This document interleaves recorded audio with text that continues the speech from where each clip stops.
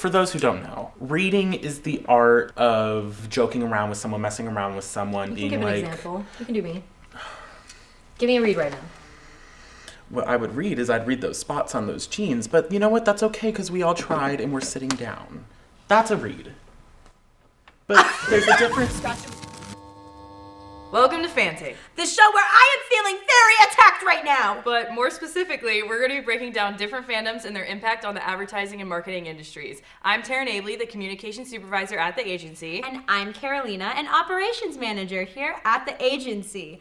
And joining us today, we have two of the biggest drag fans that I personally know, Griffin and Coral! Woo! Hi everyone, my name is Griffin Goebel. I am an advertising major here at the University of Florida. I am an account supervisor and strategist in the agency.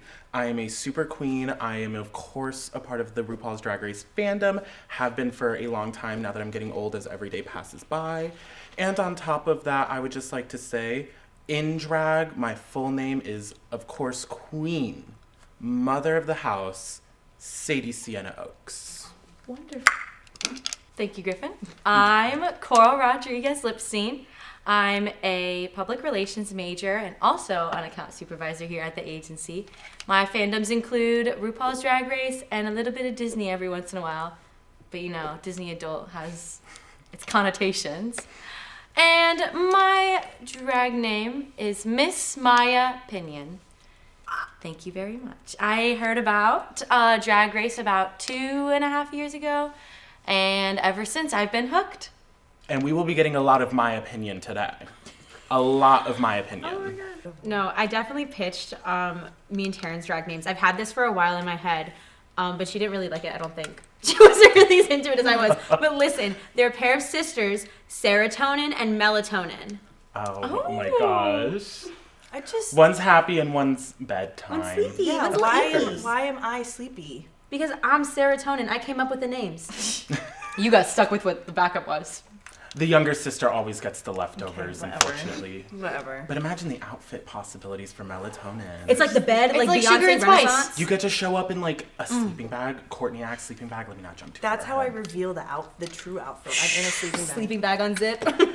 So how would you guys explain Drag Race to somebody who's never seen it? So Drag Race, for someone who has never seen it, you know, for me being fully almost 22 this year, having watched it since I was 9 years old, for me, the way I would describe RuPaul's Drag Race, it's very much a show that is made for everyone. It's a form of art, and it's a great way to showcase so many people around not only this country, but the world. Their art, their talents, comedy, makeup, beauty, lip syncing, performance, dancing, twirling, dipping. It's a powerhouse that really shows the talent and the beauty and so many different capabilities that people within the LGBT have. It's a show that it doesn't matter who you are. Drag Race is for everyone, fully through and through. I think another way of explaining it is it's a competition. I think that somebody that wouldn't even know what drag is might as well be interested in the competitiveness of it. And I also think that there's a fun little word that describes it all, but I think that Drag Race to somebody who's never seen it before is just art. And it's an art competition. And it also has to do with your personality and more, which we'll get into, but it's definitely kind of taking that step to, you know, watch a bunch of queens go at it, and you have to be prepared to watch a lot, because a lot goes down. They do go at it. Do you feel prepared as someone who's never seen Drag Race? I really wish I have seen it before, because I do feel like I would really enjoy it. Oh, you would. You really would. Yeah, Like I the competition's definitely fierce. Like this has definitely convinced me. I am in need of a new show right now. And So- there's what? How many seasons? There's 16 seasons. Season plus, 16. plus international. Starting right now. Multiple 8 seasons. All-Stars. 8 All-Stars. Like 20 different internationals at this point. Yeah. There's plenty of material. Perfect. I'm not even caught up on everything. Perfect. It's so hard to honestly stay up to date. Oh We my were just gosh. talking about that. If there's just so many different options to watch, it's hard to choose one. I recommend you start with the classic Right. USA, Right. RuPaul's Drag Race, but then from there you branch out to where you're like, you know, a little interested in.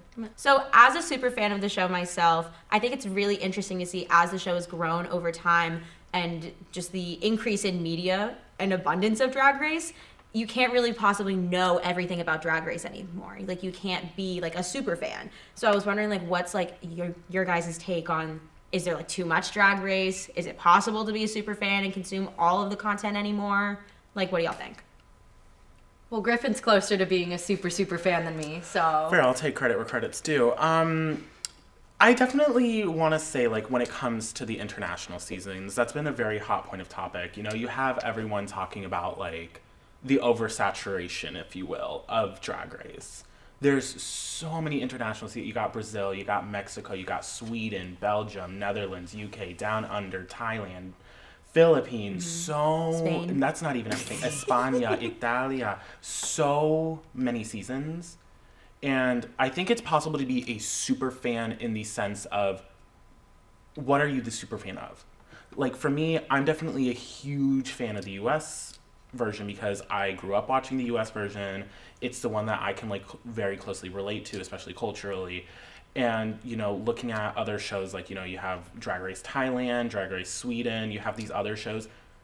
You can be a very huge super fan for that show as well, whether you're from the United States, whether you're from that host nation. Like, it's possible to be a super fan. I think it's possible if you have the time. And also, you think about the algorithms and the things that we're getting every day. I know that when I go on my TikTok, it's giving me exactly what I want. The chances of me getting Thailand's version are very low when it's on my algorithm here in the United States. But I think that somebody who is very passionate about drag would most likely know every little detail that you need to know. I know that when I went to Mexico this winter break, my uncle was very in the scene and he knew all the queens that were on the Mexico version, and he knows the whole lore behind each of them. And just, you know, coming back here, realizing that, like, there's whole kinds of communities around being super fans for each specific one, that I think that's why it makes it so difficult to be a super fan of all of them. So even as somebody who's not fully into the fandom, obviously the most notable one is RuPaul. So I want to touch a little bit on that. We have to. So how would you say RuPaul's kind of been like a trailblazer for drag culture in the mainstream world? So I think everyone, at least, or we've all, most of us maybe, have heard of the infamous, what was it, Jimmy Fallon clip? Again, this is the first time a drag queen has ever been put on the cover A of... drag queen? A drag queen? I am the queen of drag. That is RuPaul Charles. Don't get me wrong, there are so many drag queens that are trailblazers. There's so many drag queens that have done phenomenal things. You see queens like Lady Bunny. Like, there are so many drag queens. But RuPaul is someone that has really allowed for that platform for drag queens around the world to have a voice and to have ability to showcase their art and their many talents. You know, RuPaul, you look back to where she started, you look back to the RuPaul show with Michelle Visage back in the 90s, you look at the early days of Drag Race, you look at all these things that RuPaul has done. RuPaul's made a name for herself for decades now. This is just like the quintessential legacy that will last well beyond RuPaul into the future of drag. RuPaul Charles is the queen of drag, period. Mother. She's mother. I would say that Ru has definitely trailblazed everything. It kind of started around in the 90s. Ru was actually featured first in drag in the Love Shack video. Love Shack. B-52s. Love Shack. Whoa. And from there, basically that was like a pretty big song, hit number 3 on the billboards. So then by Ru being basically one of the biggest people from the music video, took off from there. And then you hit the like 2000s. We talked about Supermodel. Starting. You better work. I guess technically my experience with Ru started back in high school because my dance team did a dance to that. But it really is like a baddie song that you like walk walk to. It was in the Lizzie McGuire movie. Yeah. So- No, I definitely, Yeah, I know. I remember. But from there, that went big. And so then after that, Ruth started, you know, just a little music career. Yeah. I think we should go back to the point about like just the representation of the show itself, because like Rue really started like an empire and has been able to affect like so much change, and even just through like perception of people's minds, of showing that like people from the LGBTQ community like are very talented and they're humans, you know. It's did a big part in like humanizing them, because this is like back before gay marriage was legal. You know, it's way back in like the early 2000s. Times were different, you know. And like even now, despite like being able to witness so much historic change like for the community, like they're still pushing for more things. And like the show itself has changed its own opinions. Like before they didn't let any trans queens on the show. Now we have winners like Sasha Colby, like just setting like complete milestones and breaking boundaries for trans women and men. We had Gottmik, who became is a trans man, also a drag queen. It's also like, it's really helped people learn. You know, you talk about transgender queens, you talk about so many different queens of so many different backgrounds. You have non-binary queens, you got Bob the drag queen, you got trans queens, you got Peppermint, Kylie Sonique Love, Sasha Colby, which we'll talk about Sasha Colby, because Sasha Colby, oh my god. But then you also have queens like Gottmik, who really showcase, you know, trans men, and it brings a whole nother insight into the community. And then you have also the inclusion of bio queens. You have queens like Victoria Scone from the UK. It showcases that anyone can do drag. And you have queens, Maddie Morphosis, a straight cisgender man. Like, it showcases that anyone can do drag, but it also helps in being a great learning experience. So overall, you know, RuPaul has really set up a legacy of learning. And I was also thinking of something that is a very fun fact about RuPaul. You know, Ru has made a legacy considering the fact that he has an insect named after him. Wait, what? There's an insect? RuPaul has an insect named after him. The scientist dubbed the fly species Opaluma RuPaul in honor of the iconic Emmy-winning RuPaul's Drag Race host for its charisma and uniqueness. As somebody who has watched RuPaul's Drag Race with many, and I'm telling you, many people who have not even gotten a lick into queer culture or anything, it's dumbfounding to see their reactions, because they're always, it's the same thing, like, wow, like that's so, how did they do that? Did they make it themselves? It's always a great question. And it's just funny, particularly more so with heterosexual men, to see their reactions to it. Because, you know, there's a part of them that is probably maybe a little afraid to maybe like it too much. But at the same token, I love to see them appreciate it. Yeah. I love to see them feed into it. When a heterosexual man says like slay, or that slayed, or that's very campy, and they're using the term correctly, wow. I'm just stunned at that kind of a reaction. And I will say that, you know, I've also experienced watching it with people who did not know what to expect, and it maybe wasn't the best reaction. But I will tell you, it's just as simple as changing the station. And, you know, it's maybe not for everyone, but those who like it and get it, it's literally just a fan. It's freaking, it's like a religion to me sometimes. But I just truly like am dumbfounded sometimes to see just somebody who you wouldn't typically expect to watch it to know about it. One thing I always think of all the time is that one SNL sketch. I think it's from like season 9 or something. They did this sketch where it's like these like blue collar workers, and they're just talking like, so you watched the new Drag Race yesterday? And they're like talking about like Sasha Velour and Trinity Taylor, like, and then it was the season 9 finale. Like Bobby Moynihan. Bobby Moynihan gave like one of the queens like a little shout out video. He's like, "Hi Trinity," and it was a really funny sketch. And I was like, that kind of like encapsulates the culture for me a little bit. And exactly what you were saying, like everyone can enjoy this, even the people like the heterosexual men who you don't think would. More likely for a heterosexual woman to probably like it. It's just wow. It's also just like nice, and like you can kind of appreciate, because we were talking about kind of the influence that like RuPaul had on like allowing that to be shown.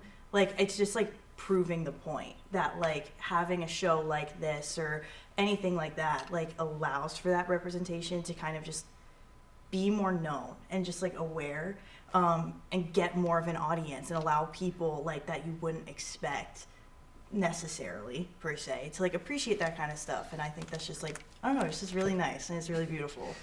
Yay, inclusion! Yay, awareness! Yay! I think it's also for those people that, you know, I don't know about you, but like growing up, it's not something I ever saw coming from the middle of nowhere, Florida. There's no drag shows in the area. There's nothing, you know, anything related to it. And so I guess if I were somebody that didn't know any of that, and then, you know, you get on TikTok and you see people like pretending to act like this and then you're like, oh, I actually really like being like this and acting like it. Mm-hmm. It does open up a kind of like exploring kind of view. Absolutely. And there's so many things from Drag Race that people don't even realize are from Drag Race. Like, literally at the beginning of this episode, Taryn was like, oh, am I the drama? Is that from Drag Race? And I'm like, yes, it is. Am I the drama? That's just a TikTok sound. Well, it's so many TikTok sounds. Talking about TikTok sounds, have you ever heard the TikTok sound where it's like, do you paint up and down or left to right? Up and down, girl. No, left to right. Who said? Jesus. That's from Drag Race. Well, what about they tried to put me on the cover of Vogue, but my legs were too long. Miss Naomi Smalls. Season 8 finale. Legs for days. Legs for Legs days. will sell me, honestly. So speaking of RuPaul and just her role in bringing drag to the mainstream culture, how have you seen different brands and companies, marketing, advertising, how have you seen them like incorporate drag into their advertising? Well, looking from a strategical standpoint, drag is extremely popular. So bringing it into the world of advertising, bringing it into different cultures, it's a very smart decision. One of the times that really sticks out to me, it was 2020. End of 2020, we all knew where we were during that year. End of 2020, winter holiday season, Old Navy. They had RuPaul Charles on the TV screen singing, "Hey sis, it's Christmas." I hate that song Singing so much. that song every single day about Old Navy sales. And that was just like the first step of showing how drag enters other forms of advertising, other market spaces outside of just like, you know, it's easy to go with makeup. It's easy to go with like a high fashion brand. And then you see like places like Target where they bring in drag queen merch styles. And so you see drag slowly getting more integrated into other markets, into marketing and advertising. I'd say makeup's a big one. Oh, yeah. Oh, yeah. And you want to talk about, I mean, people are getting more and more critical these days of what we expect when we're ordering something, especially packaging.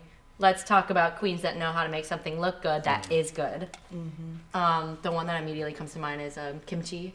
Oh, Kimchi Chic Beauty. Oh, I like, and that's when I trust when a queen's telling me I use this. I mean, it must be good for your skin because they wear it all the time. Right. It must be good quality because it's a lot and there's some crappy makeup out there. Mm-hmm. So I will die on a hill when they recommend something. I'm for it. So if the makeup industry really cared, they would just start booking. And the thing that people don't consider about RuPaul, like Miss Paul has crafted businesswoman. Like there's so many queens who have just turned themselves into like such a brand and like a mini empire within themselves. Like you look at like Trixie Mattel, Trixie Cosmetics, just all of her TV shows, Trixie Motel. She owns a fully functioning motel, and like which it was a genius idea of a motel. Yeah, like she's gone on so many tours. She's a recording artist. Like there's so many people who have like their own careers. One Queen Monet Exchange is an opera singer. Monet Exchange. For anyone who's looking for a great way into the world of drag, Monet Exchange is one of those queens that also truly has it all. And you look at queens like Monet and Bob, where they have sibling rivalry, and they have their podcasts, and you have queens going out and doing their own tours, doing their own touring companies, their own merch companies. You talk about makeup. Mom with Alaska and Willem. Oh, yeah. Podcast, like Race Tracers. Yeah. You have so many queens have taken this platform and entered so many different markets. You see queens partnering with people all over the place. And it's just insane seeing what a drag queen can do and seeing where they step into line. Because, like, you know, you're selling pajama bottoms at Old Navy. So, like, you see the different markets drag queens can step into and are stepping into with this platform.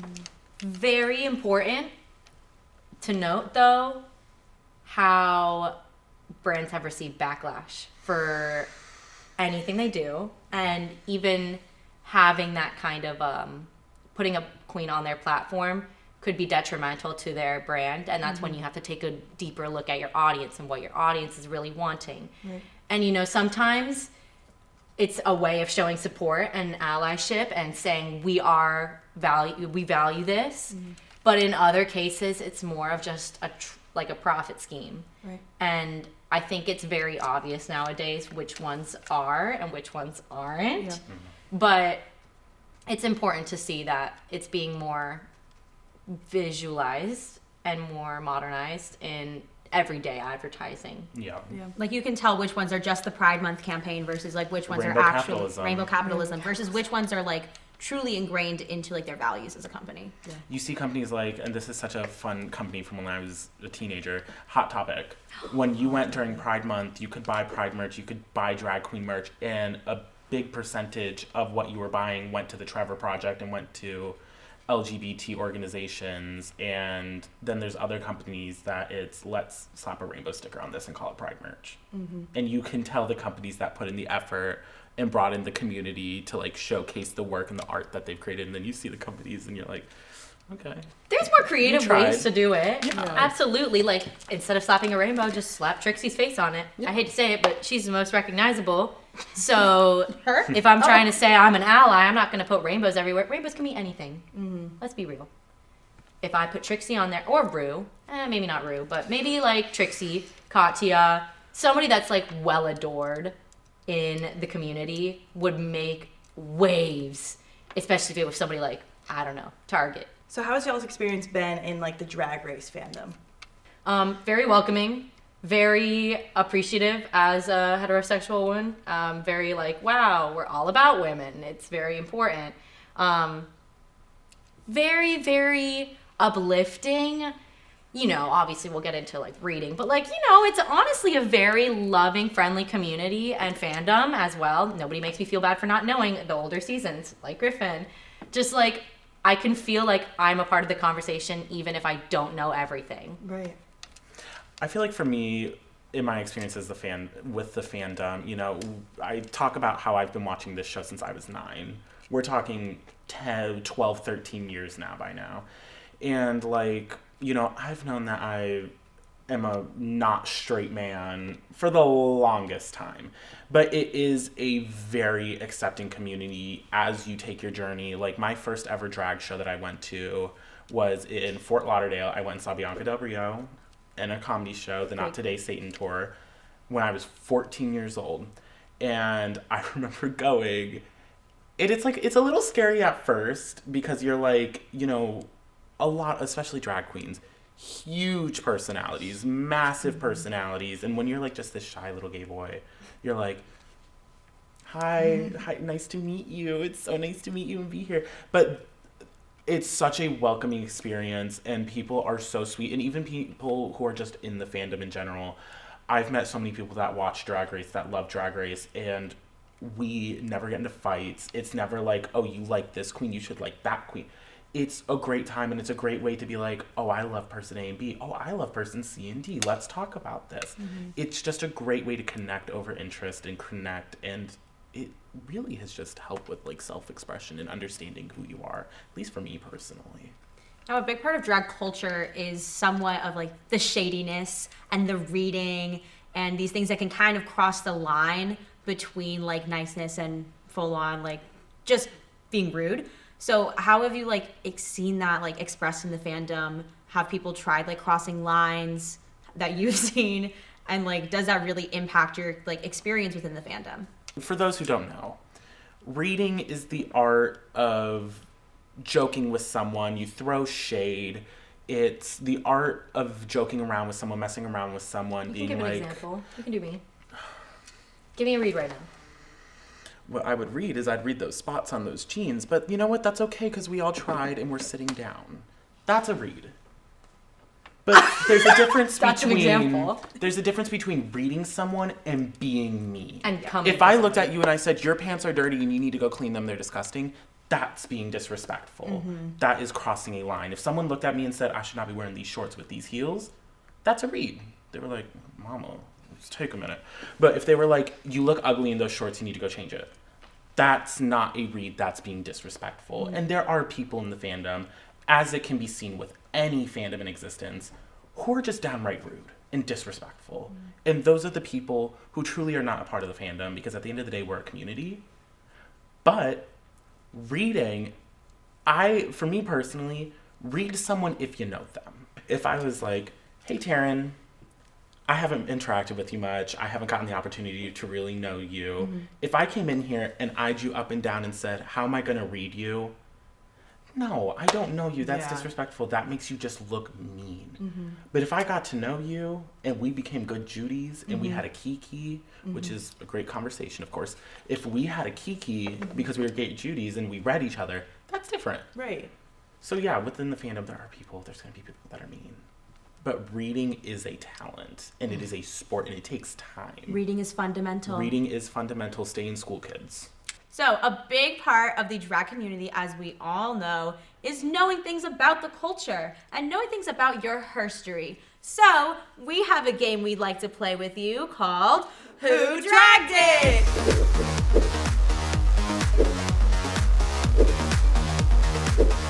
So Carolina is going to read a famous quote from a drag queen. Our guests are going to have to guess who said it. And they're going to buzz in by going on their leg in order to try to guess it. So, Coral, Griffin, are you guys ready?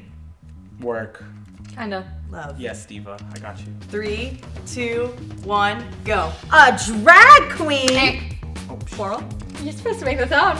RuPaul. Yes. That is correct. Is that a part of the rule? I have to make the sound? Okay, Yes. Okay. Come on, Teletubbies. Tammy Brown. That is correct. Tamisha I Brown. didn't even finish the quote. Okay. What do you do successfully?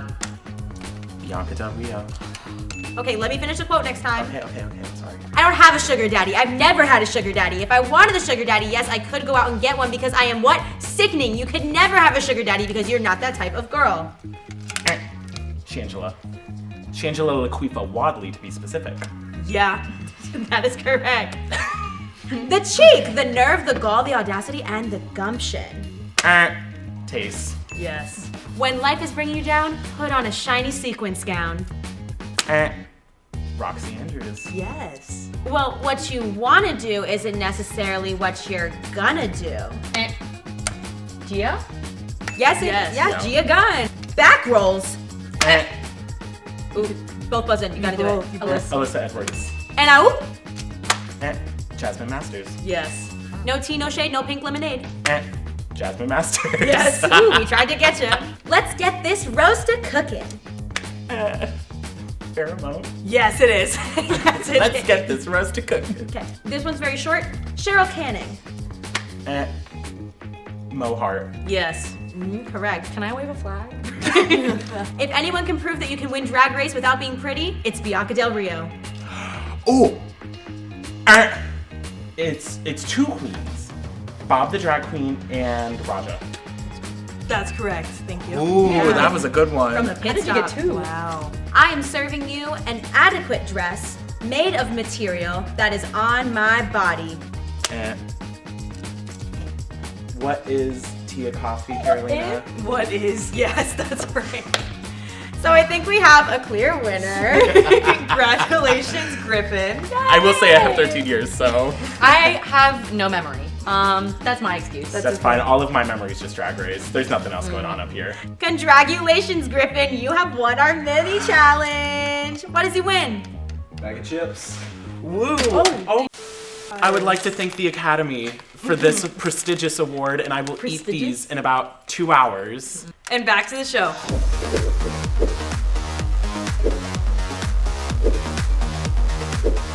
So how have you guys seen social media impact drag culture in more like mainstream world?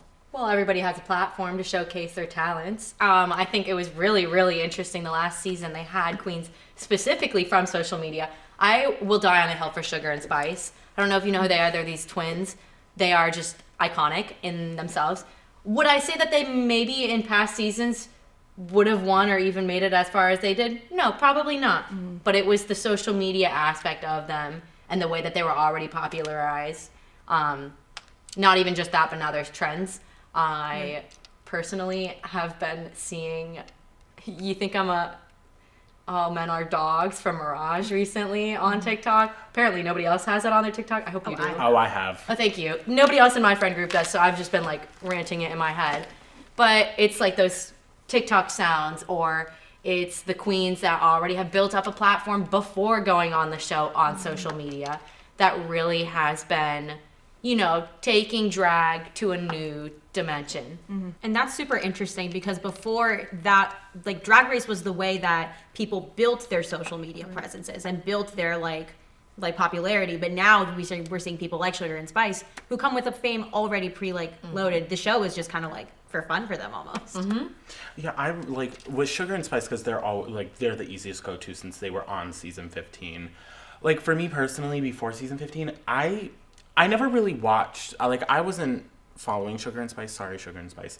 I wasn't following Sugar and Spice, but like I knew who they were. I had seen their TikToks. Their TikToks were on my For You page, and it's so fun to see like this segue of social media into drag, but also drag into social media because you see, you know, as we had mentioned earlier, TikTok audios coming from Drag Race. Yeah.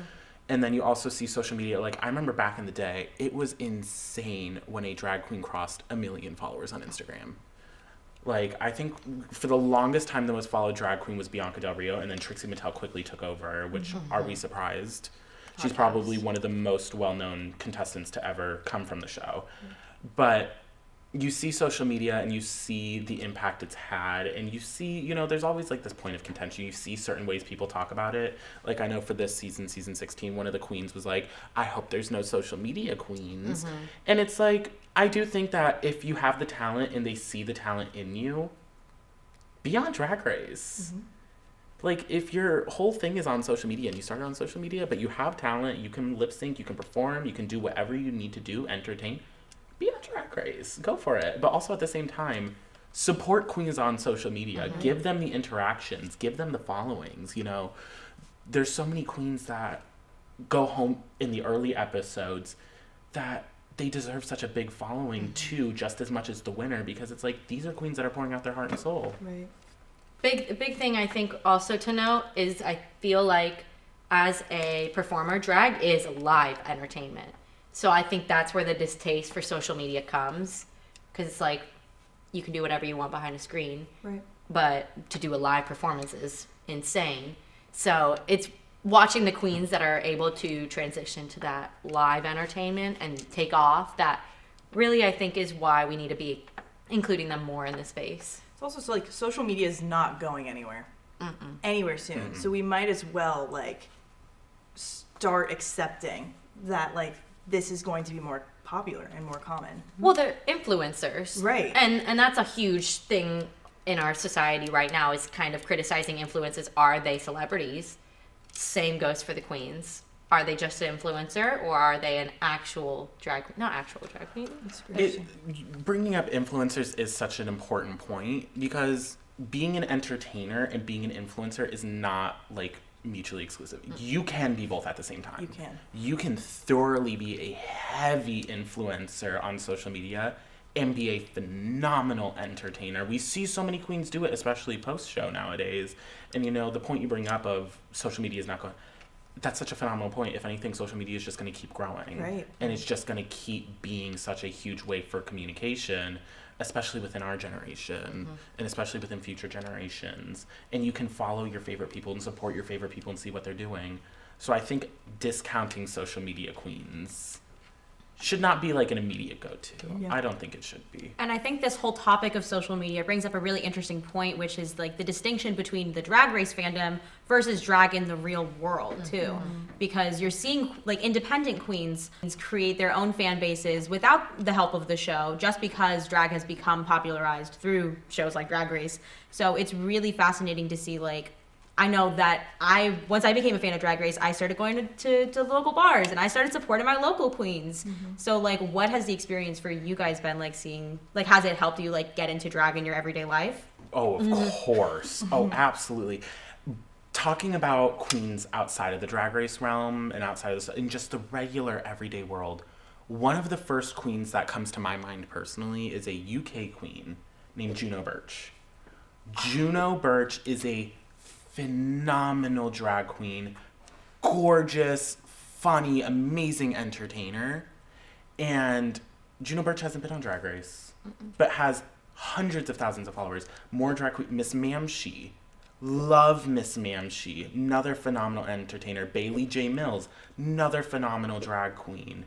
And they have made their presence in the world of social media and within the regular world, and not having to have Drag Race. Not saying that Drag Race, of course, wouldn't be beneficial for them.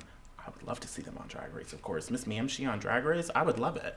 But at the same time, go to your local bars, support your local queens. It's also something that you don't get really in like any other fandom that I think is super interesting. Is like you could be a part of as many fandoms as you want. You could go to shows, you could go to whatever it may be, and you know, you could get like an autograph or a picture, but it's not the same. Now, personally, one of my favorite parts of drag is all of the creative drag names, which perfectly segues into our next segment, Drag Name or Username.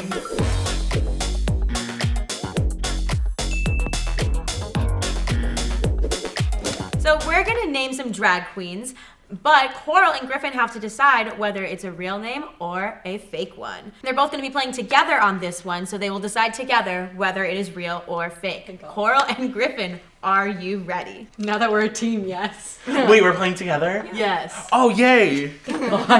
No competition. Go team You do the first Coral. one. Are you guys ready? Yes. Yes. Fibonacci sequence. No. I feel like that's no. It's correct. It's fake. It's not Oh, real. thank Not God. real. Brooklyn Heights. Oh, mama, season 11, yes. That is correct. Season 11's Brooklyn correct. Heights. Courtney Act. True. Yeah, season 6. True. Real. True. Real. Correct. Courtney Act. Jade Roller.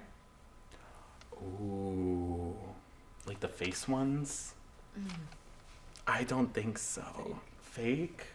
It is fake. My friend made it up 2 years ago. That's so a good drag it's a name, great though. drag That's a name. good drag name. Amazing. Olive Juice.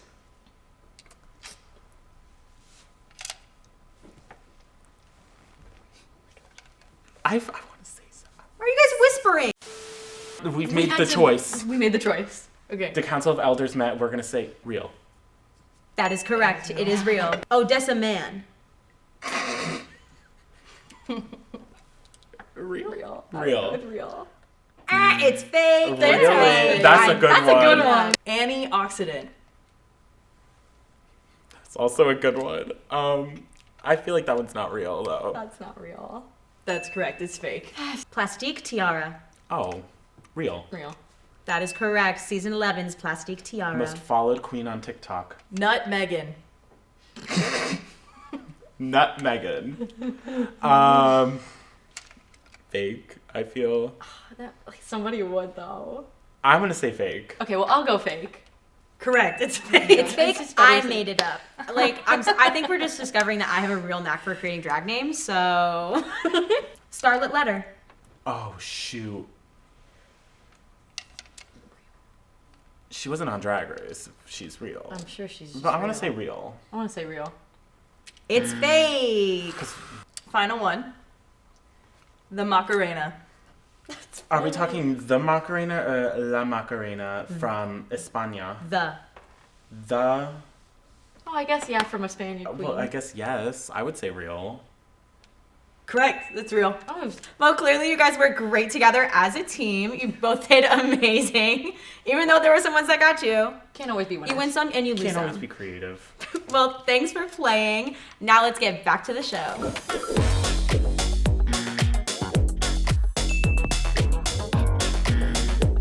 Griffin and Coral, thank you so much for coming on to Fan Take, and thank you so much for watching. Thanks, everybody. Thank you guys. Thank you so much for having us, serotonin and melatonin. Anytime. My faves. Can't wait to be back. Tip your local queens. Tip your local queens.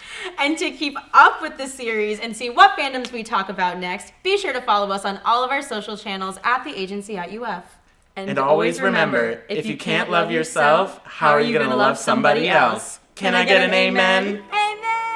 Amen. Thank you, Fan Take.